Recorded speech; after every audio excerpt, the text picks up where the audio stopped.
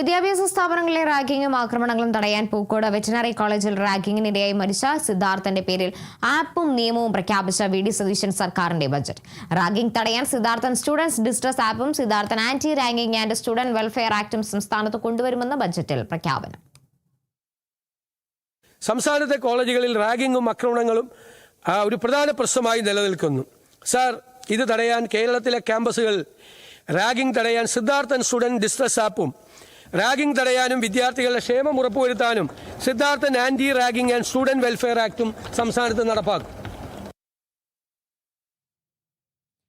KSRTC ordinary ബസ്സുകളിൽ സ്ത്രീകൾക്ക് സൗജന്യ യാത്ര ഒരുക്കുന്ന പ്രിയദർശിനി പദ്ധതിക്കായി 600 കോടി വകയിരുത്തിയതായി മുഖ്യമന്ത്രി. ഇന്ദിരാ ഗ്യാരണ്ടിയുടെ ഭാഗമായി സ്ത്രീകൾക്ക് സൗജന്യ യാത്ര KSRTCയിൽ അനുവദിച്ചിട്ടുണ്ട്. ഇതിലേക്കുള്ള ചെലവുകൾക്കായി 600 കോടി രൂപ വകയിരുത്തുന്നു.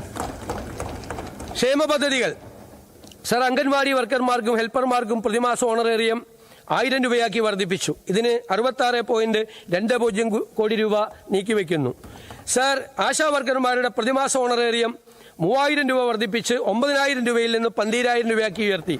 ഇതിന് 78.40 കോടി രൂപ വകയിരുത്തുന്നു. പാചക തൊഴിലാളികളുടെ വിദ്യാലയങ്ങളിലെ വേതനം 1000 രൂപ വർദ്ധിപ്പിച്ചിട്ടുണ്ട്. ഇതിനായി 13.30 കോടി രൂപ വകയിരുത്തുന്നു. സംസ്ഥാനത്തെ പ്രീ പ്രൈമറി വിദ്യാഭ്യാസ മേഖലയിൽ അധ്യാപകരുടെയും ആയമാരുടെയും സേവനങ്ങൾ മാനിച്ച് അവരുടെ പ്രതിമാസ ഓണറേറിയം നിലവിലുള്ള തുകയേക്കാൾ 1000 രൂപ വർദ്ധിപ്പിച്ചു. ഇതിനായി 4.72 കോടി രൂപ വകയിരുത്തുന്നു.